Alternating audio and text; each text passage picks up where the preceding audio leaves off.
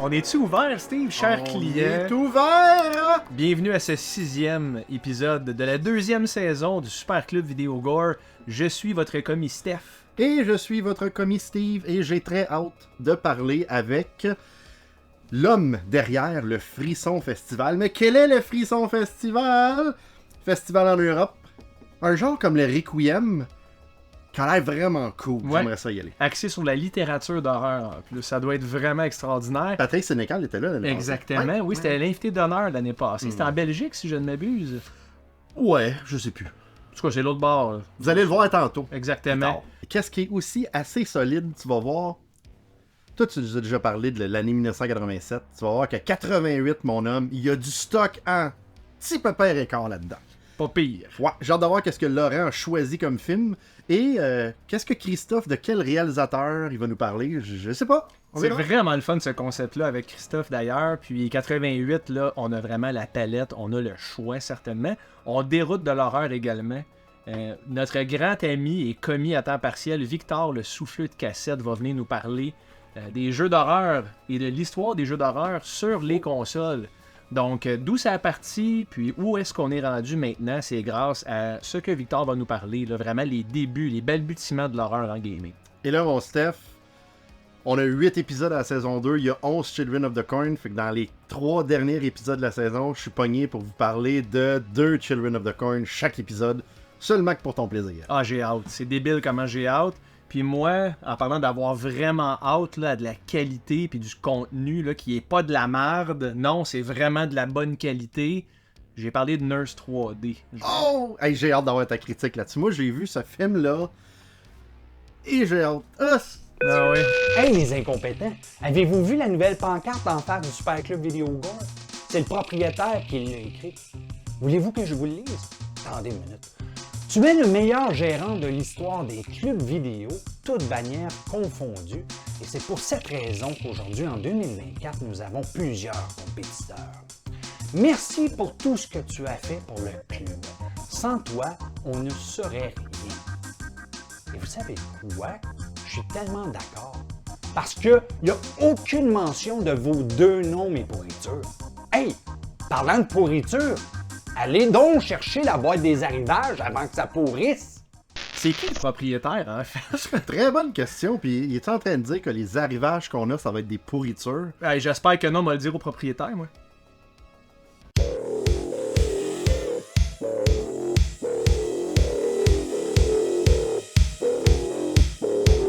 Faut jamais forcer avec le dos, c'est avec les jambes. Descends avec moi, Steve. Ou la force? Ou la force. Merci beaucoup pour tes contributions. Qu'est-ce qu'on a reçu cette semaine? Je vois quatre choses. Ben, ce que je vois en premier, en fait, c'est Pet Sematary 2. Hein? Ouais. La suite de ton film, un de tes films préférés, n'est-ce Moi, pas? j'adore. Là. Sérieusement, le premier fait partie de mon top 5. Non, laisse ma belle boîte. Ben oui, mais Ouais, après, des ça arrivages. C'est nous que les gens veulent voir. Là.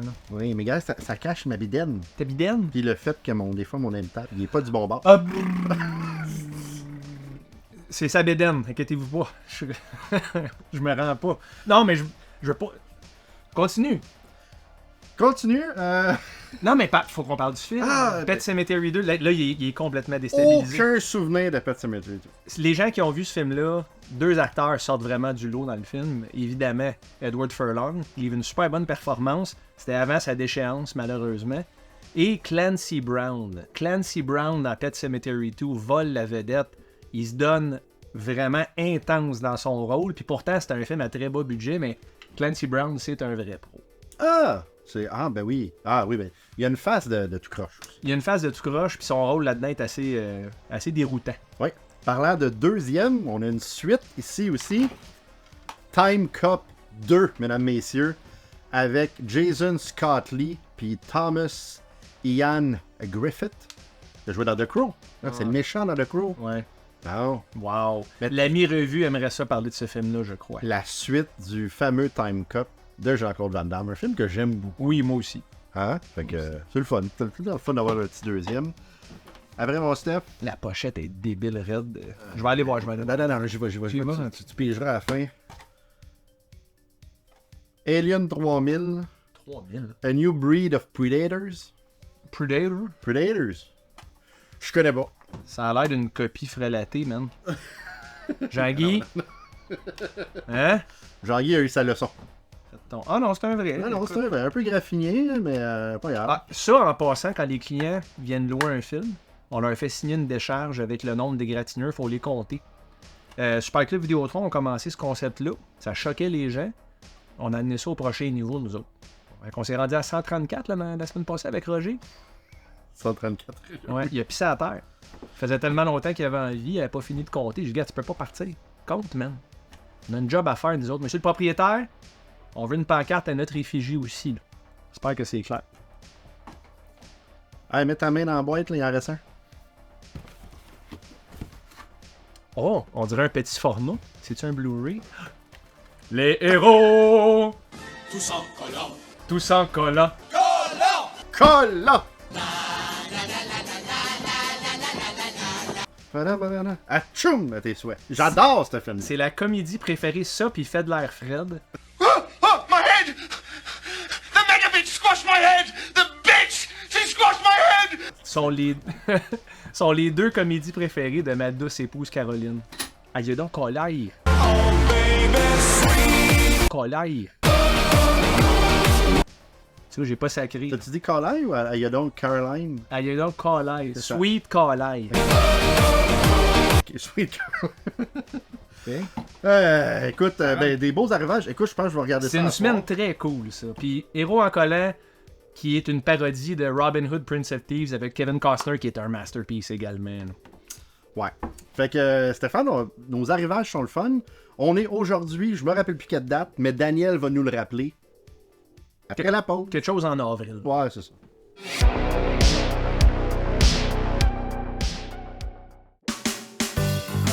Alors, mon Stéphane, qu'avons-nous dans les arrivages cette semaine? J'adore les arrivages, Steve. Comme d'habitude, un répondeur. On en a déjà un répondeur. Ah, pas ça, pas ça. Ok, excuse-moi. Ben ça dépasse. On va le sortir, c'est gros. Un Sega Master System. La première. La cassette VHS du film à succès. Abonnez-vous à notre chaîne. Ah oui, il est donc.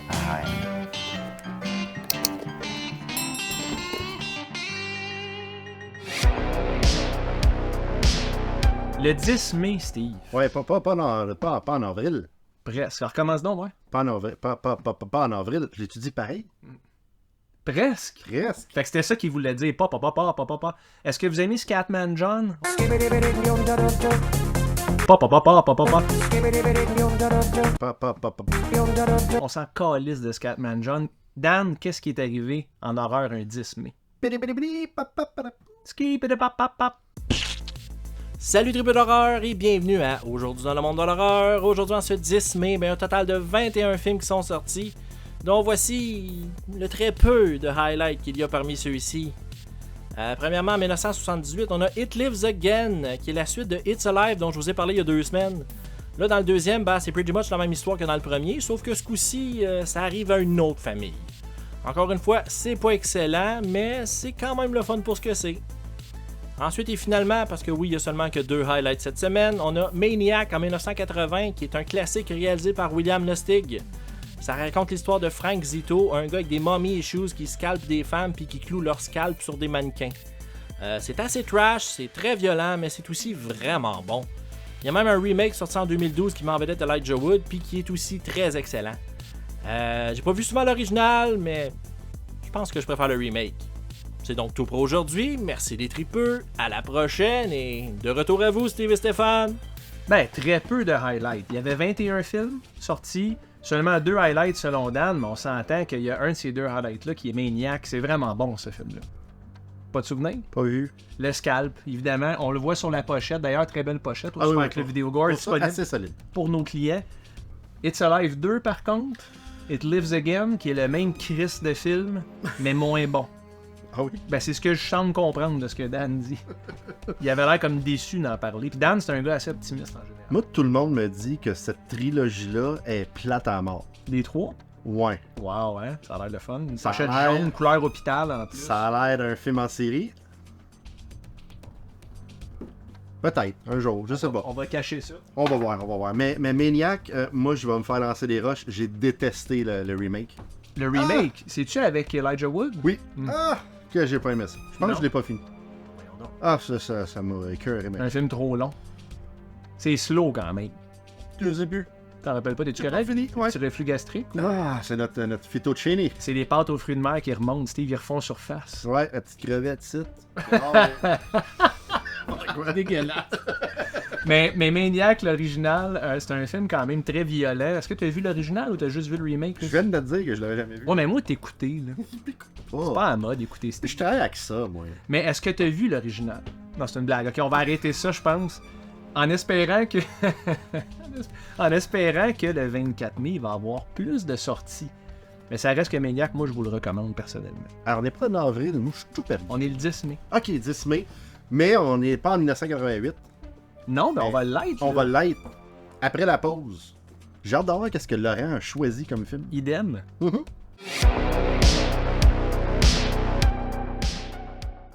Chers clients du Super Club Vidéo Gore, vous pouvez maintenant vous procurer le tout nouveau Blu-ray de la première saison de l'émission Sur la route de l'horreur. Rejoignez-les pour des voyages mémorables sur les lieux de tournage de films emblématiques, en plus de visiter des conventions d'horreur extraordinaires, tout en vous offrant des entrevues exclusives avec les légendes de l'industrie. La première saison de Sur la route de l'horreur, c'est 12 épisodes taillés sur mesure par des fans d'horreur pour les fans d'horreur. Rendez-vous au surlaroutedel'horreur.com pour plus d'informations. Donc, j'ai été aux sources et Laurent a choisi, dans toute l'année 1988, On dit je suis allé en passant. J'ai été, ça marche pas. The Serpent and the Rainbow. Oh, un film de Wes Hein? Craven. Oui, Wes Craven. Un film que j'ai vu il y a très longtemps, mais que j'avais beaucoup aimé. J'ai jamais vu celui-là. Ah, ben, on l'a quelque part. Ouais. Regarde, je vais le chercher durant que Laurent il nous explique si c'est bon ou pas. On va aller voir ça.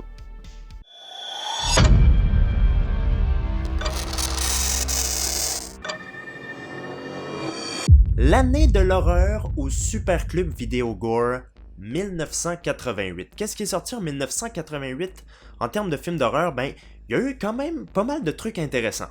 On a eu notamment le premier Child's Play de Tom Holland qui est sorti en 1988. On a aussi eu des suites à des grandes franchises de films d'horreur, comme par exemple Halloween 4 qui est sorti cette année-là. On a eu Vendredi 13, le chapitre 7 de New Blood, qui était vraiment très bon, un de mes préférés. On a aussi eu cette folie de Killer Clowns from Outer Space. Mais bon, moi cette fois-ci, j'ai décidé de vous parler d'un film réalisé par Wes Craven, un film qui est trop peu cité quand on évoque sa filmographie et qui est un film vraiment que j'aime beaucoup, que j'ai découvert il y a pas longtemps en réalité. Et il s'agit, mes amis, de The Serpent and the Rainbow, ou L'Emprise des Ténèbres en français.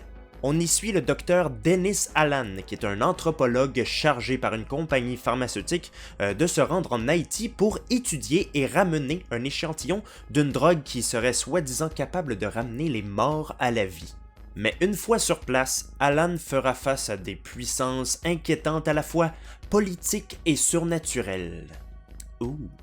Donc oui, The Serpent and the Rainbow, c'est un film de zombies. Mais c'est un film de zombies atypique, c'est pas du tout le genre de film de mort-vivant auquel on est habitué. Et puis, croyez-le ou non, mais c'est inspiré d'une histoire vraie, en plus. Eh oui!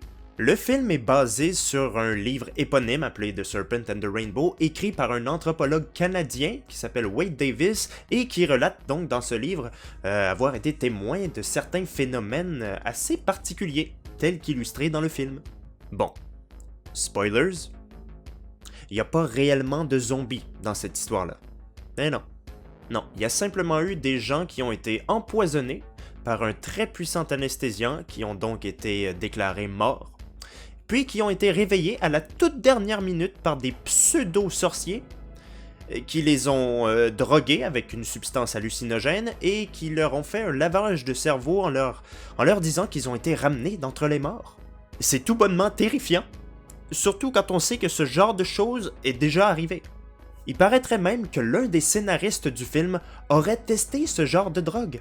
Pendant le tournage, il aurait pris part à un rituel vaudou et tout ça, et puis apparemment qu'il a fait un très gros bad trip. La drogue c'est mal, les enfants, je tiens à le rappeler. Donc ouais, The Serpent and the Rainbow, c'est un film que j'aime vraiment, vraiment beaucoup, parce que, comme je l'ai dit, il sort des sentiers battus, que ce soit au sein des films de zombies en général, ou même au sein de la filmographie de Wes Craven. Il nous propose ici quelque chose de différent, de rafraîchissant par rapport à ce qu'il avait fait avant, mais tout en gardant l'essence de son style, par exemple en nous offrant des séquences de cauchemars absolument géniales comme lui seul sait les faire.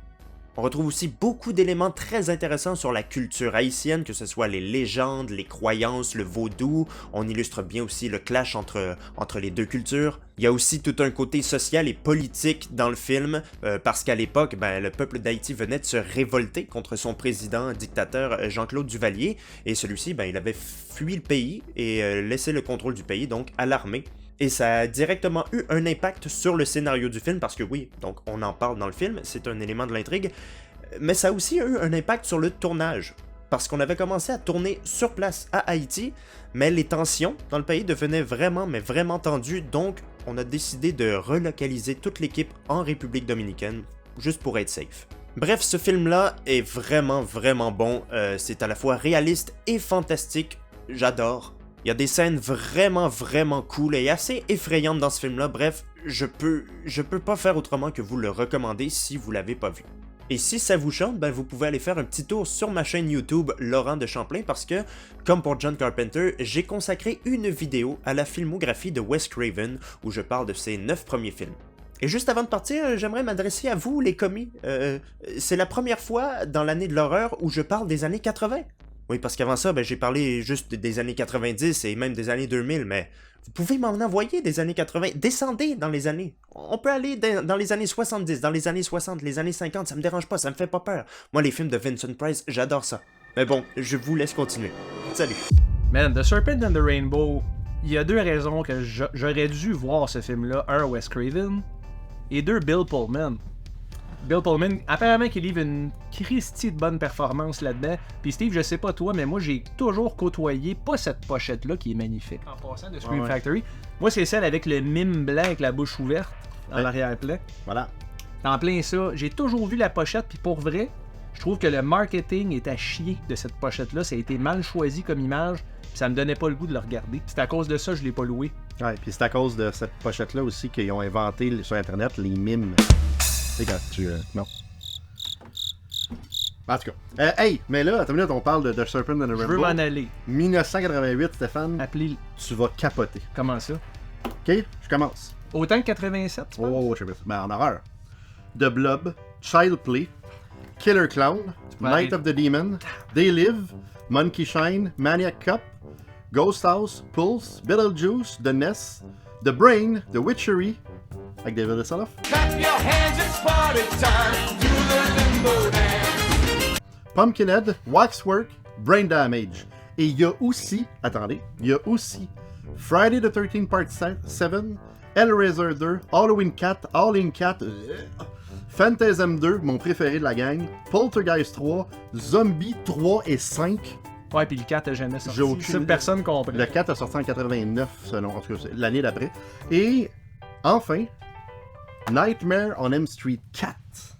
Et justement, Christophe a décidé de nous parler du grand Robert Englund. Vas-y, moi, Christophe. Oh, j'ai hâte de voir ça. 1988, Super Club Vidéo Gore, bienvenue donc à la succursale de Butchertown. C'est le représentant de la rive sud, Christophe G, content de vous retrouver. 1988, ok, grosse année pour les fans de Robert Englund, qu'on connaît évidemment pour avoir incarné Freddy Krueger, une de mes figurines préférées ici. Matchbox avait produit des bagnoles avec un Freddy dessus, mais on s'égare. 1988, Nightmare on Elm Street 4, The Dream Master, Freddy 4. Donc, c'est pas le meilleur, mais c'était... donc, c'est sorti en 88, tout comme la première réalisation de Robert Englund. 976 Evil, un slasher surnaturel avec Stephen Geoffreys, qu'on avait vu en tant que Evil Ed dans Fright Night. C'est lui qui est sur la pochette. Un film très fun. Ça mérite d'être découvert. Les gens l'ont boudé à la sortie. Ça a cartonné peut-être en club vidéo comme un peu Maximum Overdrive, les camions maléfiques de Stephen King, qui ont tenté la réalisation aussi à l'époque. Mais Robert Englund, évidemment, on l'aime comme étant Freddy. Freddy, tu sais, il nous a bercé, enfant. Donc, moi, évidemment, je suis un gros fan. Hein. Ceux qui ont suivi sur la route de l'horreur savent que je suis allé voir Freddy's Dead au cinéma et j'ai gardé les lunettes 3D.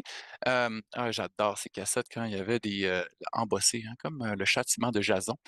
Dernière fois qu'on a vu Freddy incarné par Robert Englund, c'était dans Freddy vs. Jason. Ils ont eu la mauvaise idée de le remplacer, puis ça a brisé la magie. Dans le 2, dans le 3, c'était vraiment cool, mais le premier, hein, Wes Craven, on s'entend que c'est le moment où Freddy a donné des cauchemars à tout le monde. Trop fort, mais est-ce que les gens savent qu'on avait découvert Robert Englund à l'époque dans une série de science-fiction début années 80 qui s'appelle V, hein, V pour visiteur ou victoire, hein, peu importe. C'est vraiment très, très, très cool. Là. Il jouait, il jouait un alien, un reptilien, un gentil. Hein. Il faisait partie des gentils, il était allié des humains. C'est vraiment très cool. J'ai pas de copie physique à vous montrer, mais c'est une série que j'ai adorée à l'époque.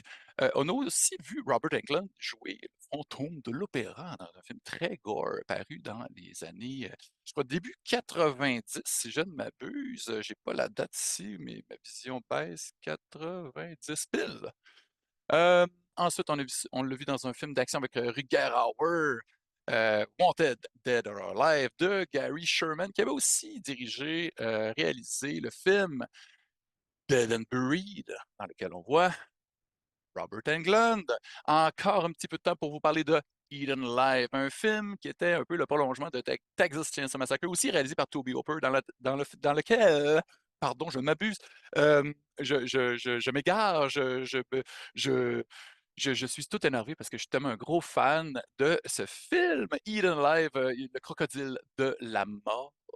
On voit Robert Englund, je vais te dire My name is Buck and I'm here to fuck, qui a été repris dans Kill Bill, hein, par nul autre que Tarantino, qui est clairement un fan. On l'a vu dans des documentaires, évidemment. Un petit film, hein, qui est sorti il y a quelques décennies ou deux, Zombie Strippers, qui était quand même cool. Hatchet, un petit caméo le fun. Puis, moi, Freddy. Robert Englund, c'est Freddy pour moi, hein, évidemment. Il y a beaucoup de produits dérivés. Mes préférés, là, c'est ceux de Matchbox, comme la petite bagnole que je vous ai montrée tantôt. Ils ont sorti, hein, la Talking Doll, qui est complètement fou. Hein? Quand tu penses qu'ils essayent de vendre ça à des enfants de 8 ans et plus, une poupée dans laquelle tu peux aller coucher, tu peux dormir. C'est comme un toutou. Il y a une voix tellement creep, il dit Sweet Dreams. Robert qui va être au Comic-Con cet été. Robert Englund. Ah, C'est comme ça qu'on le dit au Québec, nous autres. effectivement. Bob Englund. Bob Englund, wow. Ça se dit bien. Mais c'est drôle parce que, tu sais, Robert Englund, tout le monde l'associe presque juste à Freddy. Normal. Mais il a tellement fait d'autres choses qui sont intéressantes. C'est parce que Freddy, c'est plus gros que Robert Englund. Le personnage, c'est un icône de la culture populaire des années 80, comme Hulk Hogan, comme Mike Tyson, puis comme Freddy Krueger. Je trouve que ces trois-là représentent tellement bien les 80s, puis son personnage transcende. Ouais, puis le fait que ça soit juste Robert Englund qui a joué Freddy, il n'y en a pas eu d'autres. il y en a pas eu d'autres. Ben, c'est ça qui le fait encore plus hot. Ouais, et il embrasse le rôle. Moi, j'ai beaucoup d'égards pour des gens comme ça. Après la pause, Stéphane, on s'en va voir un client. Oui. Oui, qui s'occupe du Frisson Festival. C'est cool, ça. J'ai hâte de vous faire découvrir ça parce que si vous êtes en Europe durant les dates du prochain, ben allez voir de l'horreur, c'est le fun.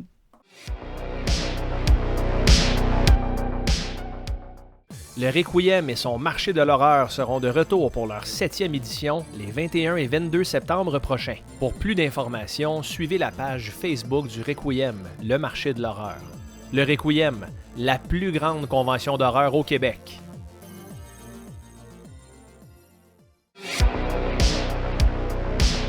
Steve, cette semaine, on s'entretient avec notre client spécial, très spécial, Philippe Suarez, qui est l'organisateur de Frisson Festival. Ça a l'air très cool. On y ouvre la porte à l'instant. Philippe, merci beaucoup d'être avec nous aujourd'hui pour nous parler de Principalement du festival, du Frisson Festival, mais ensuite, à la fin, je veux qu'on parle un peu de Dark Eyes, se garder un petit peu de temps pour parler de Dark Eyes, mais commençons avec le Frisson Festival, qui semble, parce que c'est sa deuxième édition qui s'en vient, qui semble être une convention de littérature avec des exposants qui ressemblent beaucoup au Requiem à ce qu'on a ici à Montréal. Parle-nous de cet événement-là. Alors, bon, déjà, merci à tous les deux hein, pour l'invitation, c'est sympa. Alors, le Frisson Festival, donc, il est né dans, dans ma tête il y a bientôt 2 ans. Et en fait, c'est parti d'un postulat, puisque je suis beaucoup d'auteurs d'horreur sur les réseaux sociaux, hein, et j'allais souvent en voir dans des divers salons littéraires un peu à droite à gauche. Mais c'était souvent des salons soit généralistes, soit sur l'imaginaire, soit sur le polar, des choses comme ça. Et je dis, mais il n'y a pas de salon sur l'horreur, en fait, ça n'existe pas. Il y a des festivals sur le cinéma, comme le festival de Gérard Armé, sur le film fantastique, des choses comme ça, mais vraiment, sur la littérature horrifique, il n'y avait rien. Et avec un de mes amis, donc Niels, un jour, on était en train de discuter, je lui parle de ça, et puis il me dit, c'est marrant, j'y avais pensé aussi un jour, et puis on s'est dit, bah allez, on y va.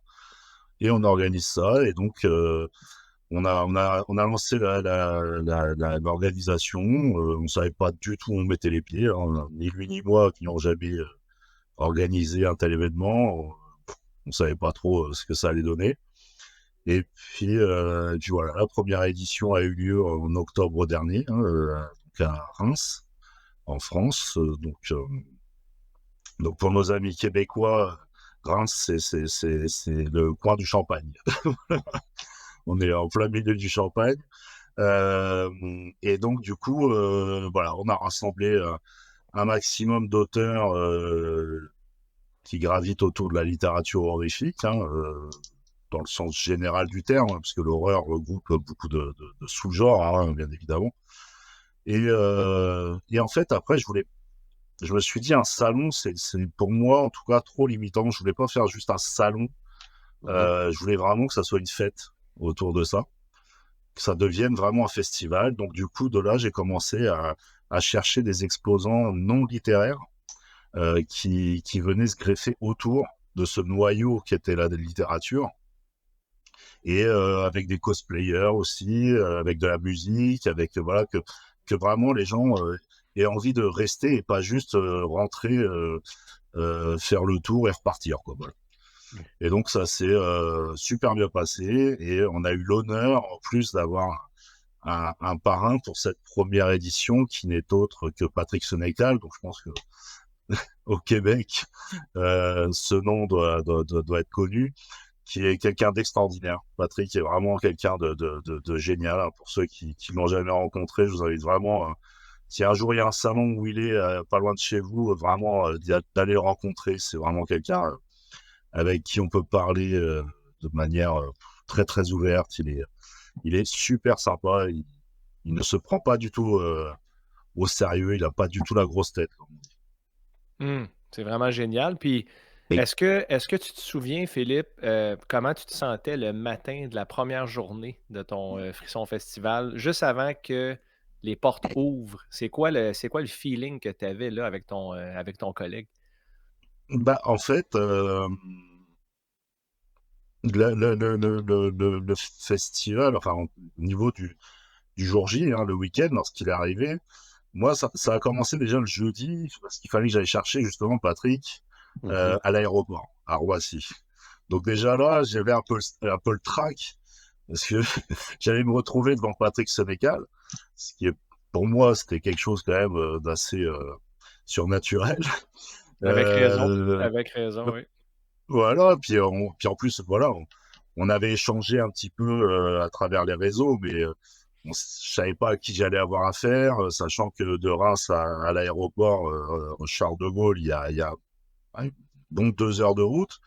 Je me dis, j'espère que ça va pas être trop long, parce que sinon, Et donc déjà ça a commencé là. Donc là j'ai très vite été rassuré en rencontrant Patrick. Après le vendredi, bah, on est dans la préparation de la salle puisqu'on a eu les clés de l'hippodrome de Reims, donc on les a eu le vendredi matin. Donc en fait on était dans l'organisation de la salle, la disposition des tables, etc. Donc on n'a pas le temps de réfléchir. En fait, on n'a vraiment pas le temps de réfléchir. Et le samedi matin, pareil, puisqu'il y avait les derniers préparatifs, notamment les derniers exposants qui arrivaient le samedi matin, puisque beaucoup venaient le vendredi, mais certains venaient le samedi matin. Donc il fallait les installer, etc. Donc en fin de compte, j'ai même pas vu l'ouverture des portes. À un moment donné, j'ai tourné la tête et j'ai vu qu'il y avait déjà du monde qui était rentré. J'ai même pas, voilà. On a le temps en fait de se rendre compte de rien du tout. Voilà. Ça passe à une vitesse folle, on court partout, et on profite de rien.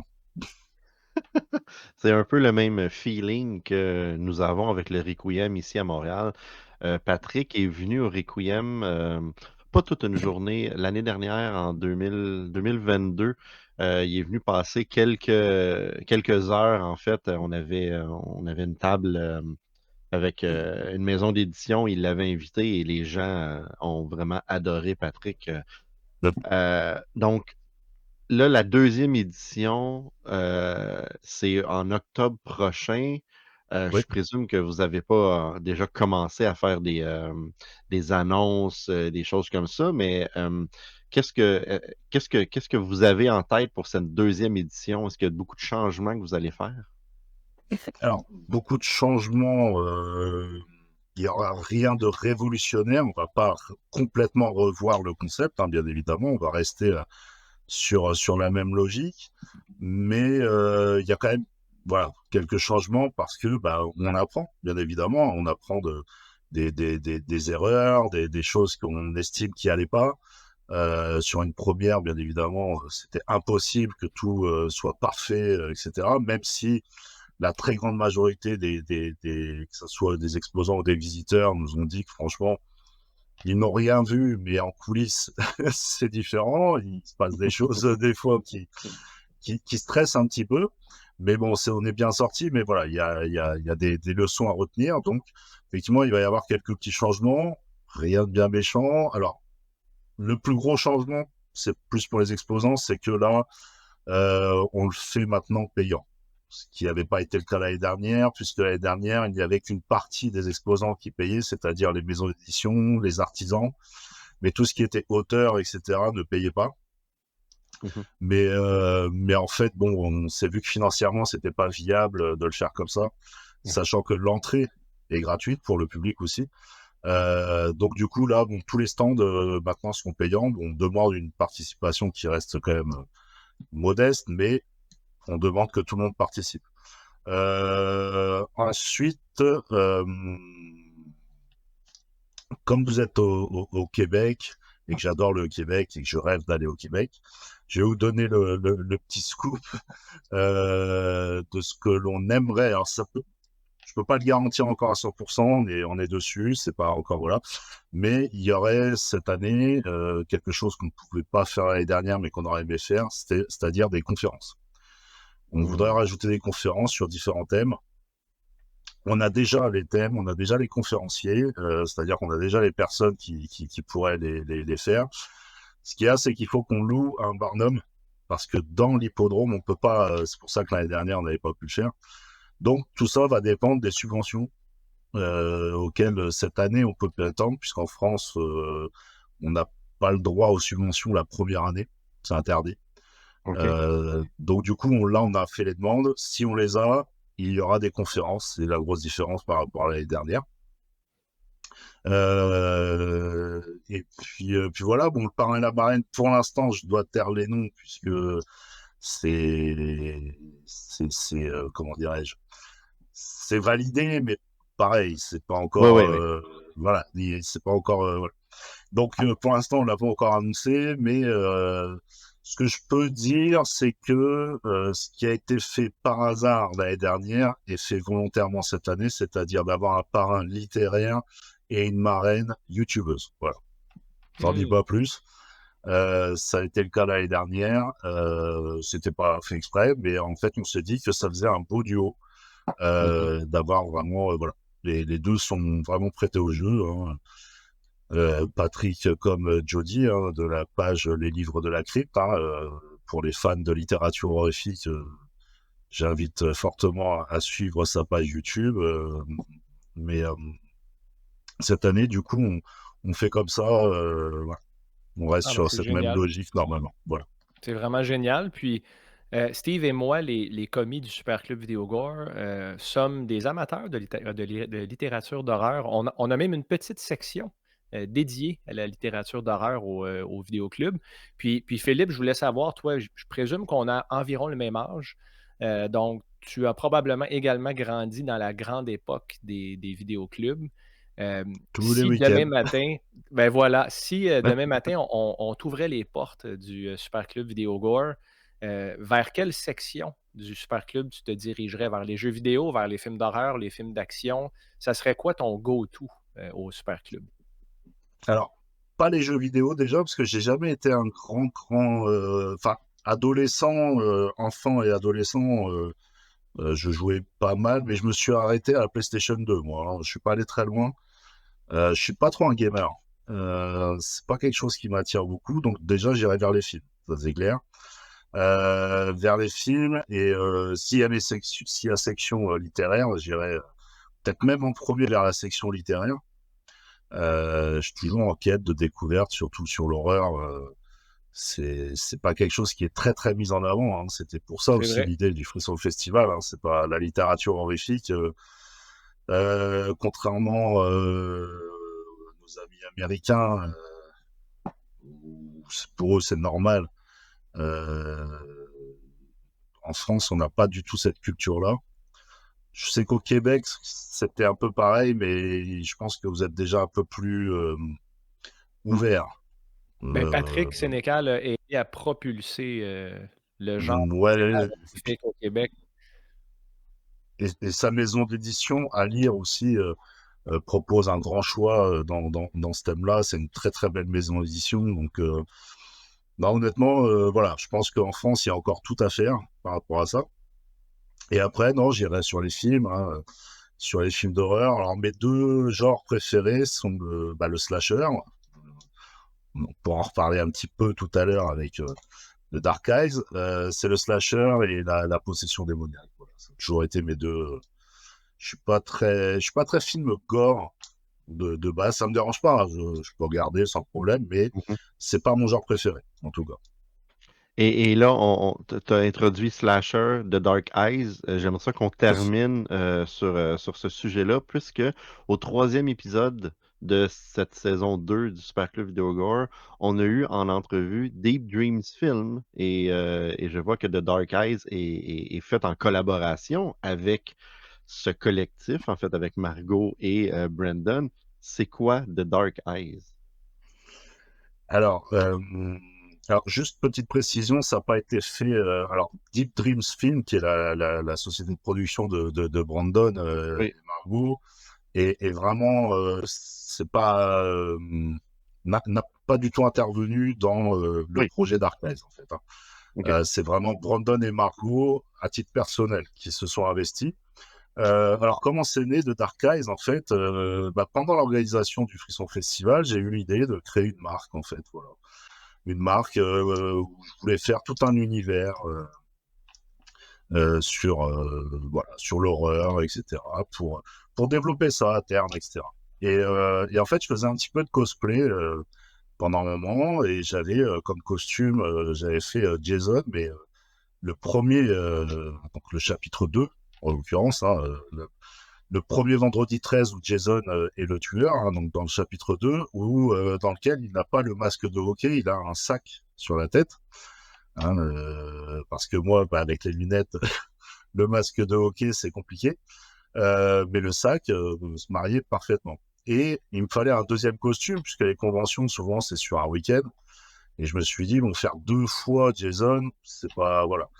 Et donc, j'ai mon boogeyman préféré et de très loin Michael Myers, mais des Michael Myers en cosplay, on en voit partout, tout le temps. Je me suis dit, je vais innover un peu. Et donc, du coup, j'ai eu l'idée de créer un personnage monté de toutes pièces. Et j'ai pris des choses à droite à gauche. Donc, le masque de médecin de la peste, déjà. Donc, je sais pas si on le voit un peu. Ça c'est une illustration. Hein, voilà. Le masque de médecin de la peste est un masque qui m'a toujours... je l'ai toujours trouvé malaisant, glauque. Je l'aime beaucoup, ce masque-là, mais en version horrifique, pas en version steampunk, puisque il est très, très utilisé par les cosplayers de steampunk.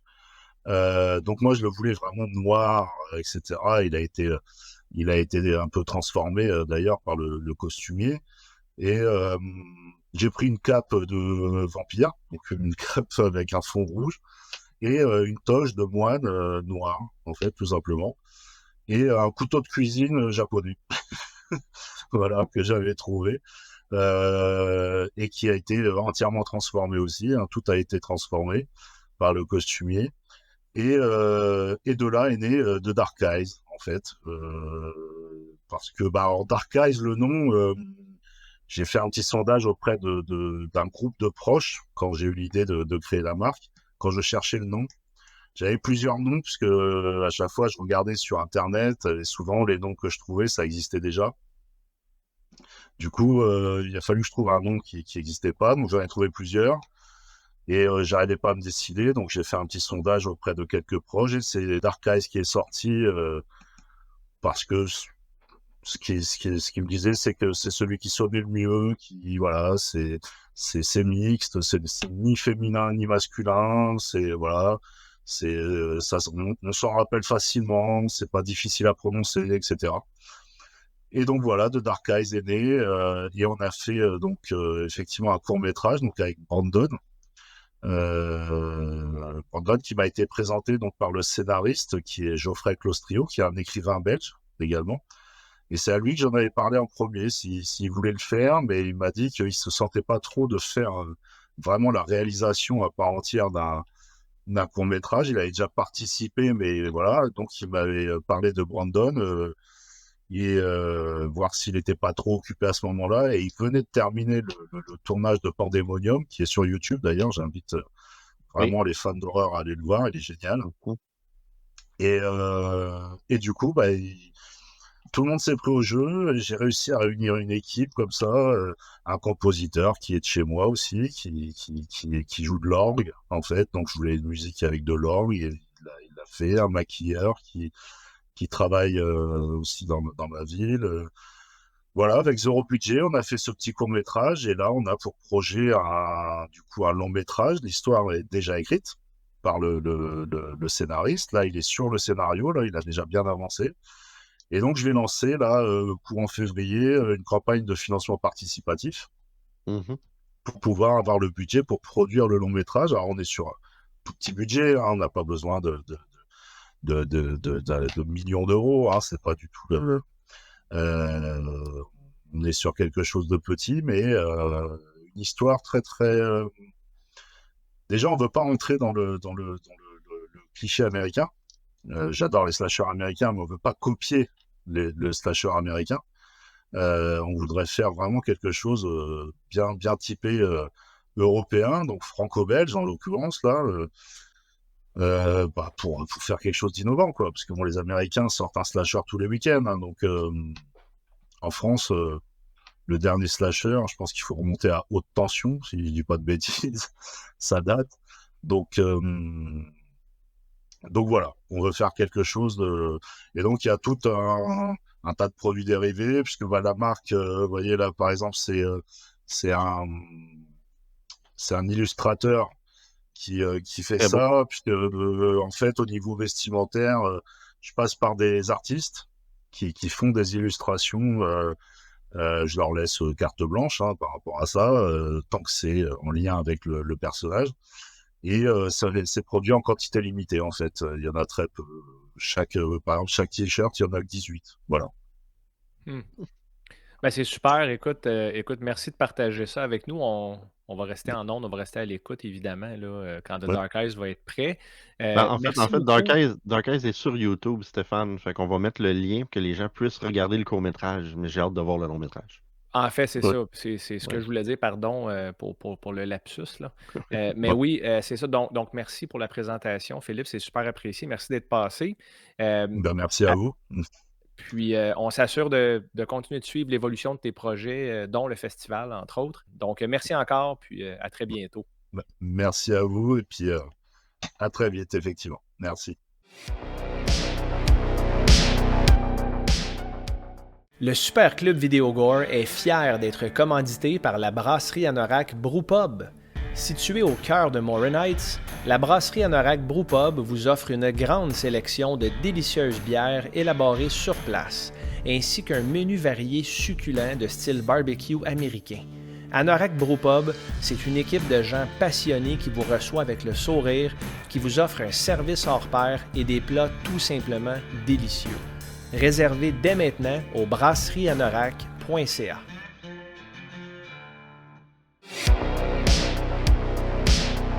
Par chance, mon cher Steve, ton calvaire achève. Là, t'arrives bientôt à la fin des Children of the Corn. Il m'en reste 6. Puis là, t'as dit, je pense, en intro de show que t'allais parler de 2 films par épisode. Pas le choix. Je pense que c'est mon cue pour m'en aller, moi. Silence sur le plateau. À 3, 2, 1, et action! Stéphane, il va falloir que je fasse ça vite parce que là, j'ai 2 films à couvrir en 4 minutes. Je commence par le 6e Children of the Corn, le retour de Isaac. Parce que oui, le petit garçon du premier film, qui en fait, on se posait la question, qui en fait, il avait 24 ans. Tu te posais la question. Non, mais c'est une personne de petite taille qui ont pris comme un enfant, revient parce qu'il paraît qu'il était pas mort, il était dans le coma depuis toutes ces années. Le film est réalisé par Kari Skogland. Il a fait plein de choses, mais rien de l'horreur. Dont des Pas de ça. postillons en disant son nom. Effectivement. Et ça met en vedette Nancy Allen de Robocop. I rejoice the day my child was born dead. Ah, Ah, Nancy Allen. Lois. C'est Louis? Ouais. Ah, ok. Je sais pas, moi. C'est-tu Louis? Oui, C'est pas... un peu de respect, Ah, man. ok, excusez. Il y a aussi Alex Koromzai qui jouait dans Mimic 1 puis 2, là. License, please. Ah, Savais-tu la oui, même? oui, oui. Oh, mais elle joue là-dedans, elle fait la shérif qui fit pas pantoute dans le rôle de shérif. Écoute, et enfin, il y a Nathalie Ramsey qui a joué dans Cherry Falls, qui est un film hyper populaire, qui est Cherry Falls. très underrated. Ça sonne section en arrière du rideau au Super Club Vidéogore. Et John Franklin qui fait Isaac. En fait, ce n'est pas du tout une suite du deuxième, c'est le 5e, je veux dire. C'est le seul film qui est une directe suite du premier. Ça se passe 19 ans plus tard. Il y a une fille, Anna, qui a des visions et qui commence à avoir des visions de la ville où est-ce qu'elle est née parce qu'elle est en adoption. I've heard all the whispers. I know what happened in that town where I was born.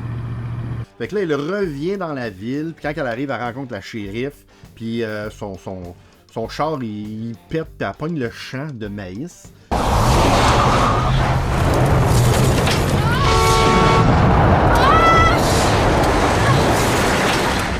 Et là, ils sont comme, oh my god, it's her.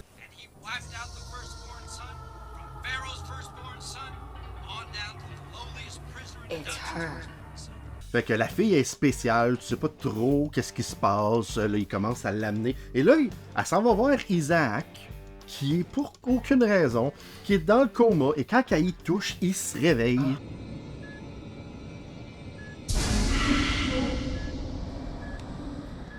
Et là, on apprend, là, essaye de me suivre. Ben, j'ai déjà perdu complètement. On apprend que Isaac a eu un enfant durant qu'il était dans le coma. Isaac, you have a son. Fait qu'il y a quelqu'un qui l'a durant qu'il était dans le coma. Je sais pas comment ils ont fait ça. Comment ils ont fait ça? Attends, et- j'essaie de... Moi, je veux qu'on en parle de ça. Je sais pas, j'ai aucune idée. Mais c'est plus un enfant. Là. Non, c'est plus un enfant. Là, il est rendu plus vieux, là. Ça a commencé à être encore plus weird. Mais son kid a genre 19 ans. Fait qu'il l'a sûrement eu quand il était très jeune. Je comprends pas. On va péter le temps, c'est pas grave. Children of the Corn. Tant que c'est on juste veut le du temps, ouais. Fait que dans le fond, il y a une prophétie qu'il faut que Anna, qui est la fille, soit accouplée avec l'enfant, l'élu de Isaac. Fait que là, tout le film, il essaie de faire ça, mais il y a comme un autre gars qui défend Anna. Ce gars-là a une épée. Je le sais. Ça n'a pas rapport, il y avait une épée. Une legit épée. Une grosse épée. Tu l'as pas vu dans l'extrait, je viens de montrer? Oui. Une épée, bon, c'est ça. Et là, il essaie de défendre Anna. Et là, on se rend compte qu'en fin de compte, l'élu, c'est pas l'enfant d'Isaac. Lui a été le firstborn des gars. Aren't I the firstborn? You rejected me so that your son could take my place. Fait que là, dans le fond, dans le dos de tout le monde, il décide de coucher avec Anna. Fait que là, elle va tomber tabarnak! Elle va tomber enceinte de son bébé. Anna, Alix, Isaac. Et là, dès l'accouplement,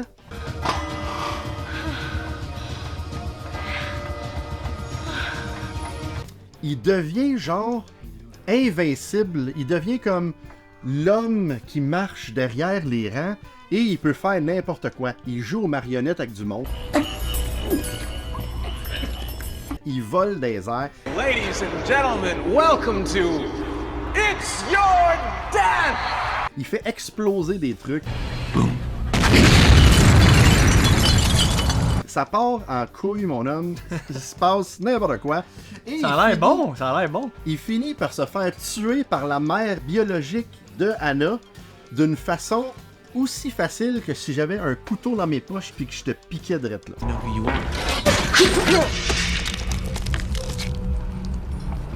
Ça a l'air bon, ça a l'air bon. Il tombe, c'est fini.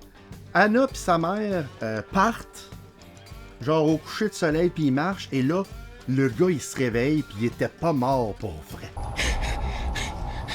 Ça a l'air bon, ça a l'air bon. La suite dans le 7e.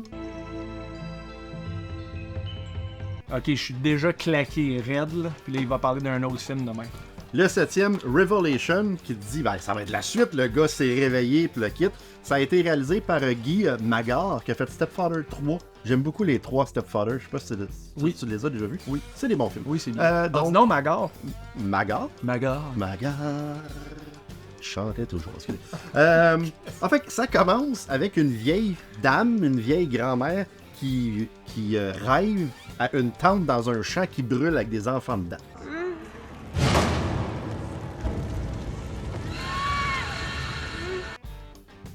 Ça, c'est la prémisse. Après, tu vois Jamie qui s'en va dans un bloc appartement pour aller voir sa grand-mère parce que ça fait longtemps qu'elle n'a pas eu une nouvelle de sa grand-mère. Qu'est-ce que s'est-il passé avec grand-maman? Where are you?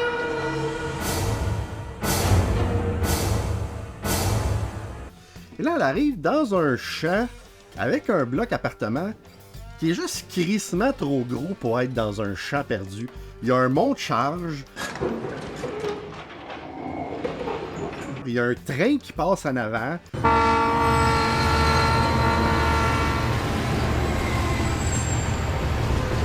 C'est comme, what the fuck, man? Ils vont sur le dessus du bloc appartement. Tu vois une ville, on dirait que t'es dans New York. T'es là, mais qu'est-ce qui se passe? C'est un bloc appartement-là? C'est la métropole du blé d'Inde. Ça doit être ça. Ça fait Ceux monter qui l'économie. ont fait de la contrebande de blé d'Inde dans le 3e film. Ça repart. Pas vraiment tout. Et là, dans ce bloc-là, il y a du monde weird. Les voleurs de blé d'Inde. Moi, vous le savez, là. Il y a un ça a dude, tout le temps été ça. Il y a un dude dans le chest. Ça me fait chier. Ta gueule! Il y a un dude dans le chest fucké avec un gun. Il y a un genre de Crazy Ralph, mais en chaise roulante.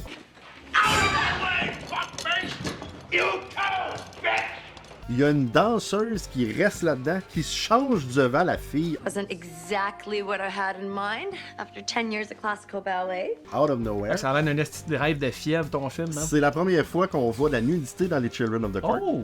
En 8 c'est ça. Oui, en 8 films. Et cette danseuse-là se fait tuer dans son bain. Ça me rappelle une scène incroyable dans The Johnson. Tu sais, là, dans l'eau, là. Je me souviens pas de ce film-là. Et là, à un moment donné, Jamie, à part, elle s'en va au dépanneur, et là, il y a des enfants bizarres qui jouent à House of the Dead. C'est très cool.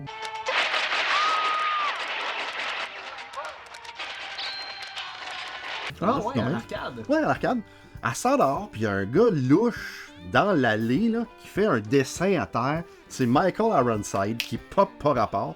Tu le vois juste dans deux scènes du film. La deuxième fois que tu le vois, il explique tout le film. Tu sais, c'est comme, on a besoin de Michael Ironside pour expliquer le pourquoi t'es ici, pourquoi qu'on fait un film. Comme le narrateur. Dans le fond. Ouais. En fait, ça revient un peu à la grand-mère, elle a trahi toutes les kids, elle les a brûlés, puis là, ils viennent la hanter pour la tuer. Ils l'ont tuée, puis quand ils l'ont tuée, ben, ils l'ont comme fait halluciner des affaires. Elle s'est fait rentrer dedans par le train.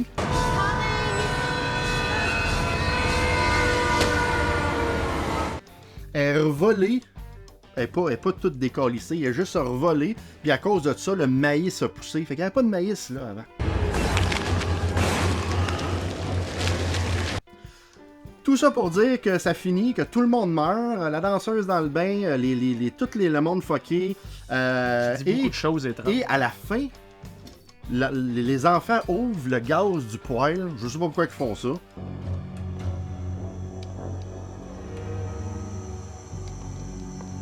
Et là, à un moment donné, ben, la fille, elle court, aidée par un policier à l'extérieur, et ça l'explose.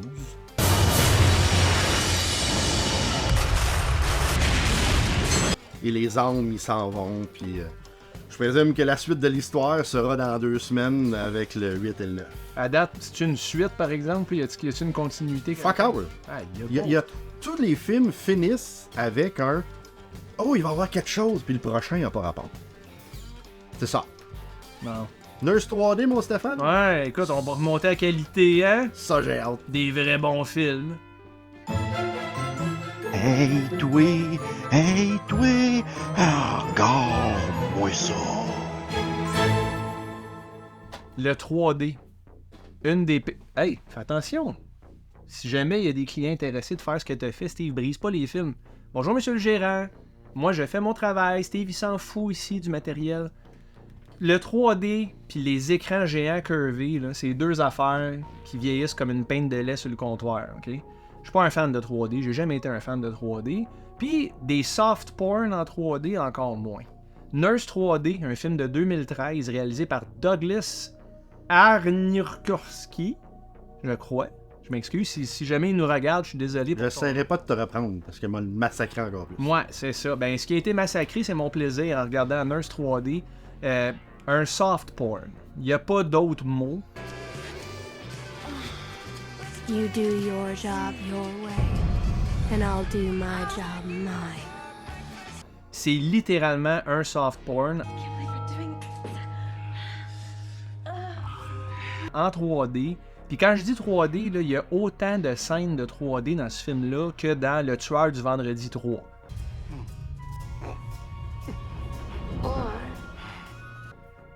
Okay. Jason en 3D, c'était à peu près aussi bien rendu qu'un film de 35 ans, son Elder. Écoute, c'est l'histoire de Abby, qui est une infirmière de jour, et une tueuse d'hommes infidèles de soir.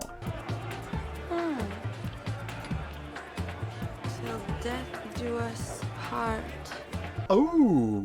C'est la pire actrice que j'ai vue depuis très longtemps. Ok, c'est le personnage principal. Il y a une dualité en elle. T'as l'impression qu'elle va être vraiment comme complexe. Au début, elle se présente comme étant deep, mais elle a l'air saoule. What should I call you? Call me whatever the fuck you want. D'après moi, elle l'était. Elle a sûrement pris une coupe de shots de vodka sur le plateau parce que asti qu'elle a de l'air de mauvaise humeur. Elle est pas contente, elle mâche ses mots, elle est pas convaincante, elle est étrange physiquement, elle a une coupe épouvantable. D'ailleurs, on voit sa coupe de cheveux ici, là. C'est pas écœurant, je me peignerais pas de même. Si j'étais dans un film et je faisais un soft porn, je trouverais une autre style de coiffe, mettons. Ça, c'était un mauvais choix, mais bon, je vais pas passer trop de temps sur ses cheveux. Alors, remarque que ses cheveux sont plus intéressants que le film en général. Il y a du full frontal nudity. Donc d'habitude, dans les films d'horreur, Steve, on voit des seins, des fesses. C'est pas mal ça. Ici, on voit des shots complètes de Abby flambant nu qui marche vers la caméra. Puis des fois, ça va arriver, right, dans des films d'horreur, mais ça va être ombragé. Là, il y a beaucoup trop de détails. Fait que c'est juste malaisant. C'est pas le bon médium. Si je veux voir du porn, là, j'ai plusieurs choix. Là. D'ailleurs, on a des spéciaux ici, hein, derrière Wrestling with Pixels. Ouais. Ils sont 1,99$, les films. C'est pour adultes seulement en passant, OK? Puis on a un spécial 3 pour 5 en plus. Puis Abby ferait pas partie de nos choix parce que du soft porn, tant qu'à moi, c'est inutile. Puis je me dis, OK, s'il y avait pas trop de nudité, mais il y avait un synopsis correct, puis des kills le fun, ça serait passable, mais il n'y a ni un ni l'autre. Les kills sont en CGI.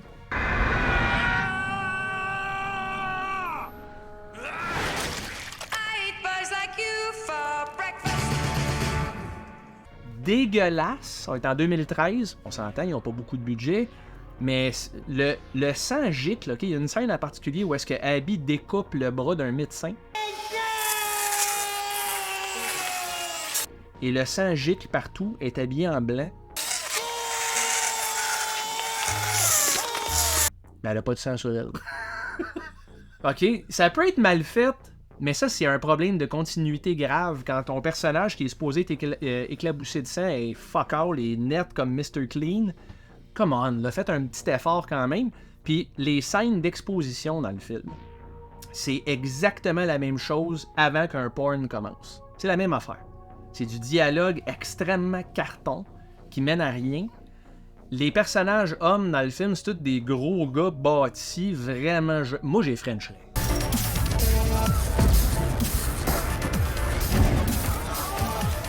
OK? J'ai Frenché. Écoute, je suis pas fait en bois. Est-ce que tu leur ferais... Ça bédonne? Arrête!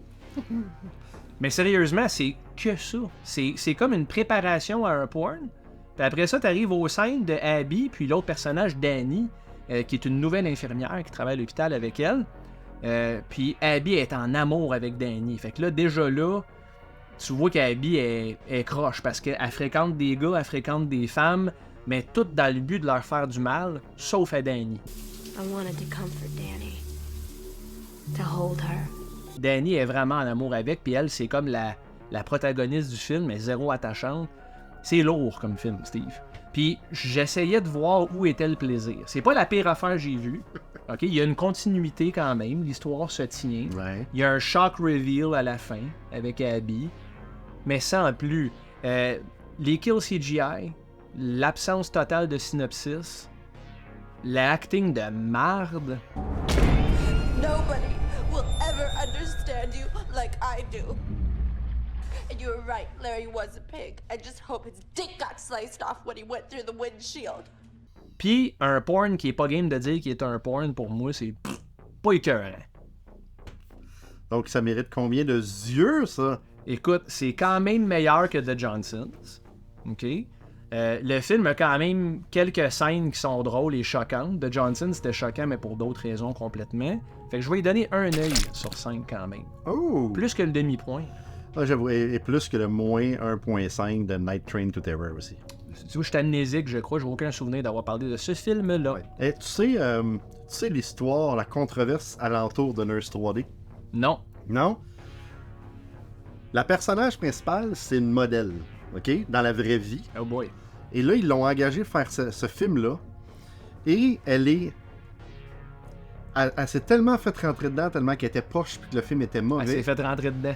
Elle a poursuivi les réalisateurs et producteurs pour atteindre à sa réputation tellement que le film n'était pas bon. Oh, je pense qu'elle est responsable de sa réputation de merde personnellement. Regardez le film, vous allez voir. Ben c'est ça l'affaire. C'est intéressant, quand tu regardes le film, tous les autres acteurs, tu fais comme, ils sont corrects, mais elle est à chier.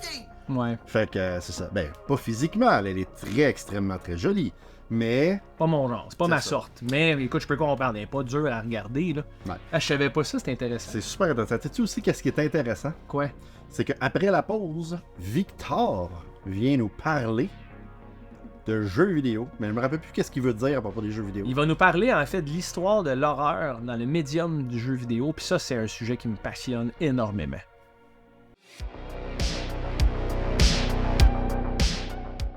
Chers clients du Super Club Vidéo Gore, si vous êtes passionné par l'horreur comme vos deux commis préférés, la chaîne YouTube Horreur FM est faite pour vous. Rejoignez l'animateur Daniel Leblanc pour ses critiques approfondies de films d'horreur de tout genre. Il parlera des films d'horreur les plus obscurs sans négliger les plus récentes sorties de notre genre cinématographique préféré. Vous aimez les top 10, les thématiques saisonnières, les critiques des pires navets de l'horreur et même les analyses des sacs de chips ou des ramen trop piquants? Abonnez-vous à Horreur FM dès maintenant. À la prochaine les tripeurs!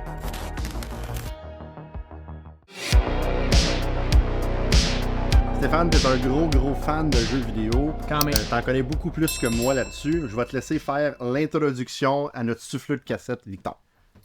Souffleux de cassette, Victor, je t'introduis.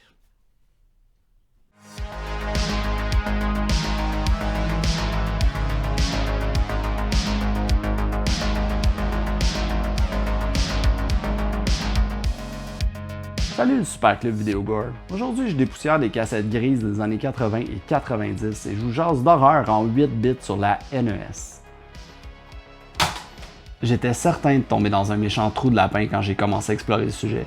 Mais à part quelques exceptions, il semblerait que Nintendo ait su décourager la plupart des développeurs qui auraient pu pousser le genre à l'époque. En général, les jeux d'horreur de la console sont plutôt des platformers ou des jeux d'aventure avec des thématiques d'Halloween ou d'horreur.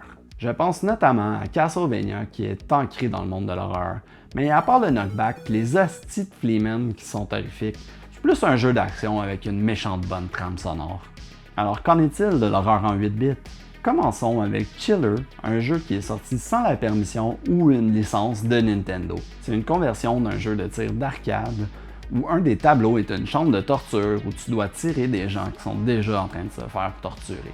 C'est possible d'y jouer sans le zapper sur la NES, mais même avec, j'éviterais cette torture. Sinon, Nightmare on Elm Street, Friday the 13th et Jaws sont plutôt intéressants et ils ont tous une approche originale au gameplay pour ajouter un peu de tension au jeu sans dépasser les guidelines de Nintendo. Nightmare on Elm Street est un de mes jeux préférés sur la NES. Il a ses défauts, mais il capture très bien l'essence des films, puis j'adore sa trame sonore. C'est sûr que je vous en parle plus dans une autre capsule. Friday the 13th a les mécaniques les plus intéressantes des 3 jeux selon moi. Tu dois explorer le camp et fouiller les cabines pour trouver des indices et des items qui t'aideront à vaincre Jason avant qu'il ne tue tous les enfants. L'atmosphère des films est drôlement bien capturée, puis maudit que Jason y est fashion en mauve. Jaws est le plus mal aimé des 3, et avec raison. Tu dois te promener en 2 marinas pour ramasser des coquillages en chassant des méduses et des raies. Il y a même un bonus stage où tu dois bombarder des méduses en avion. Mais c'est basé sur quelle version inédite du film? Dans la catégorie Point and Click Adventure, il y a Shadowgate et Uninvited qui surprennent un peu avec leur visuel macabre et les descriptions horrifiques de la mort des joueurs. Dans le style side-scroller, il y a Monster Party qui est un mystère. Ça commence assez innocent, mais à la moitié du premier tableau, c'est comme si l'enfer se déchaînait. Le décor se transforme et se compose de squelettes et zombies ensanglantés. Un des boss est un cadavre qui s'excuse d'être mort avec une mouche qui vole au-dessus. L'enfer est mentionné régulièrement et l'écran de mort est composé de squelettes dans une mort de sang. Quand je disais que c'était un mystère, le gars de Nintendo qui a approuvé ça, il devait dormir sa job. Il y a aussi quelques titres d'horreur qui sont restés au Japon sur la Famicom, la version japonaise de la NES.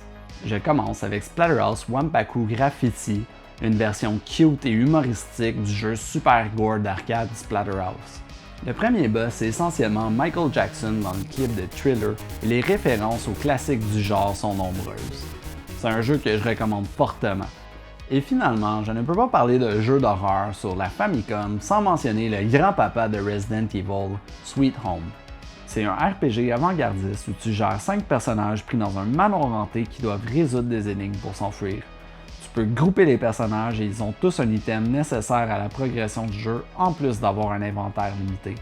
Un film du même titre avait été réalisé conjointement avec le jeu et Resident Evil devait être un remake de Sweet Home originalement. C'est certain qu'il y a d'autres jeux que j'aurais voulu mentionner, mais Gérard il veut pas que je passe plus que 4 minutes là-dessus. Fait que c'est ça, salut! Steve, t'as beau dire que tu connais moins les jeux vidéo que le commis Steph. Hein? Quand t'entends Victor parler comme ça en détail de l'histoire des jeux d'horreur dans le gaming, avoue que ça te donne le goût de recommencer à gamer. Ça me donne le goût de passer mon prochain week-end. On se loue dessus, on se loue un chalet avec le souffle de cassette, puis on a fait que jouer à des jeux d'horreur pendant toute la fin de semaine. Ça serait tout un week-end. Ah, ok. Peut-être un peu de film aussi. Oui, on pourrait mixer film, mais moi je me concentrerais sur le gaming, puis aussi d'attaquer des jeux d'horreur que j'ai jamais joué. Il n'y en a pas une tonne, mais il y en a beaucoup là, dernièrement, puis les studios indépendants en font une tonne. Fait que let's go, man. On se loue un chalet de gaming, puis de tronche. Avant, je me fâchais après vous autres. Vous êtes lax, vous êtes mou, vous êtes slow, vous êtes mal propre, vous êtes prévisible. Vous faites paraître mal notre brand au complet. Mais là, je suis plus fâché. Je suis juste déçu. Ouais. Si c'était pas de moi, vous seriez dans la rue en train de crever de faim puis à poil. Mais je vous ai nourri, je vous ai habillé, je vous ai donné des jobs, puis c'est de même que vous me remerciez. Allez donc prendre les messages sur le répondeur. Il y a peut-être des clients qui vont être moins déçus de vous autres. Pourtant, on le nourrit, là. C'est qui a fait le bon popcorn qu'il est en train de manger? Psychologie inverse, pas fin, man. On va aller voir.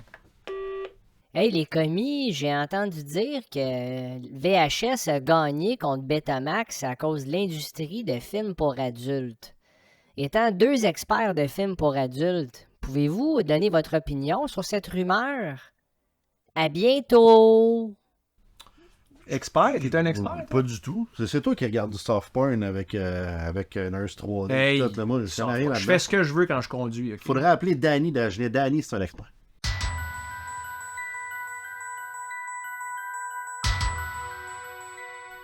C'est moi? Ben oui. Ben oui. C'est ta job, ça. Ok. Tu dis une autre lettre de l'alphabet tout le temps U. Des fois, c'est A. Des fois, tu dis A. Wow! Hey, c'est rare. C'est rare maintenant que les gens louent des jeux vidéo dans les clubs vidéo. Ouais, puis c'est un bon choix, ça. Oui. Malheureusement, c'est un dead game présentement. C'est un jeu qui a été développé par Illphonic. En fait, ça a commencé sur Kickstarter, puis c'était même pas un jeu de Vendredi 13. Puis Sean S. Cunningham, en fait, l'équipe de Sean S. Cunningham, les représentants, ont approché Illphonic. Ah ouais? Pour que ça devienne officiellement, parce que c'était un jeu hommage à Vendredi 13 initialement, puis ils ont eu la licence. Puis ça a quand même roulé longtemps. Ça a roulé, je crois, 5 ou 6 ans avant que Illphonic fasse malheureusement faillite. Mais c'est un jeu asymétrique, si je ne m'abuse, c'est 5 contre 1. Donc 5 Counselor contre 1 Jason Voorhees, et tu as toutes les versions, dont la version NES de Jason qui est mauve et vert, qui est vraiment excellent. C'est encore très le fun. Si vous avez des amis, par exemple, jouez jamais avec des inconnus parce qu'ils se déconnectent et ils font planter votre game. J'ai entendu parler qu'il y a des fans qui veulent le ramener à la vie, genre, je sais pas. Avec des serveurs privés, peut-être, je connais pas cette rumeur-là. J'y retourne. Quelle lettre que je fais, là? Oh? Oui, oh. Oh! Pas si pire. Hey, il a fait moins mal, le deuxième. Il a fait moins mal, les fois. Ça, c'est un bon film. Arachnophobia. Ça, c'est un film là qui est PG-13. Ouais. Là, tout le monde, nouveaux films d'horreur, ils sont tous PG-13. Écoutez ça, parce que moi, j'ai écouté ça il y a 2 ans. J'étais stressé que le tabarnak encore. Comme il est très bien fait. Ça n'a aucun sens. La dose d'horreur et un peu de comédie. Parce que... quoi son nom, l'exterminateur, l'acteur Jeff Goodman. Goodman? John. Merci, John Goodman. Et t'es écœurant là-dedans. Ouais. Écoute. 2 scènes en particulier, Steve, pour moi. Ah oui? La toilette, où est-ce que l'araignée est dans le bol, que tout le monde se souvient que tu t'assois, puis là tu te fais mordre l'anus par une araignée. Et l'araignée qui prend feu et qui continue à pourchasser sa victime. Asti, une araignée en feu qui te pourchasse, peux-tu savoir de quoi de plus épeurant que ça? J'ai vraiment peur pour le remake qui va sortir bientôt. Hey, arrêtez les hosties de remake, là, je vais traverser. Ça va être très dur. Traverse pas, descends. Non, descends. Descends à la place. Descends avec un C. Plus un K, hein. Je pense que je vais arrêter, j'ai l'air d'un pont-levis, là. 4$ en anglais, le film DNA. La pochette est sombre. Ah non, ben ça, c'est avec Mark Dacascos. Action 90. Oui, effectivement. Réalisé par William Messa. Aucune idée c'est qui William Messa. La seule chose que je peux dire, savais-tu, et là j'espère que je dis pas de la merde, là, mais il en dit souvent, que le personnage, la bébite là-dedans, là, est joué par un acteur dans un suit, et que ce suit-là, c'est le suit original de Predator avec Van Damme. Ça, c'est cool. Là, j'ai le goût de le voir. me semble que c'est pas si pire. Film Ouais. des années 90. Non, mais tu sais, à regarder, Des standards, c'est correct. Ben oui, je le On peut sais. faire mieux que ça, mais ce qu'on peut faire de mieux encore, c'est de vous promettre qu'on va être là la semaine prochaine. On en arrive déjà. À 2 semaines, tu sais, il promet même pas une bonne affaire. J'ai de la misère avec les semaines. C'est l'âge. C'est l'âge, ça. Mais on peut vous promettre que ça tire à la fin, malheureusement. Mais c'est ouais. ça. Ouais, on n'a pas le choix de s'en aller. Le Super Club Vidéo Gore ferme là, à l'instant, mais on vous dit, comme d'habitude, suivez-nous sur YouTube, sur Facebook, sur Instagram, sur TikTok, sur Twitch. Ça fait longtemps que j'ai pas gamé. Je suis en gros changement dans ma vie professionnelle présentement, mais ça revient bientôt, je vous le promets. Et puis, merci d'être là, comme à toutes les semaines. Puis on se voit dans 2 semaines. Dans 2 semaines. Je l'ai eu. Yes, sir. Mon coude.